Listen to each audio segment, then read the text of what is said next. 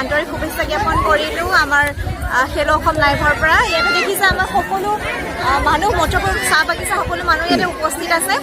এই ফাকুৱাৰ লগত সংগতি ৰাখি চাহ বাগিচাৰ সকলো ৰাইজে এক প্ৰতিযোগিতা অনুষ্ঠিত কৰিছিলে। গতিকে আহকচোন আমি সমিতিৰ বিষয়ববীয়াসকলৰ সৈতে কিছু কথা জানিবলৈ কম্পিটিশ্যনটো আপোনালোকে প্ৰতিযোগিতা অনুষ্ঠিত কৰিছিলে, এইটো এইবছৰে কৰিছে নে আগৰ পৰা কৰিছে? নহয়, এইটো আমি মথুৰাপুৰবাসী সকলো ৰাইজে মিলি আমি প্ৰত্যেক বছৰেই এনেকুৱা আয়োজন কৰোঁ। এইটো আমাৰ বাৰ্ষিক মহোৎসৱ বুলি কওঁ, হোলী মহোৎসৱ। সকলো ৰাইজক আমি এটা মানে ধৰি লওক ফূৰ্তি দিয়াৰ মানে এটা আমাৰ এইটো পৰিকল্পনা হয়, ৰাইজক একত্ৰিত কৰা এইটো আমাৰ এটা পৰিকল্পনা হয় আৰু আমি এইটো প্ৰত্যেক বছৰেই মানে এনেকুৱা মহোৎসৱ আয়োজন কৰোঁ।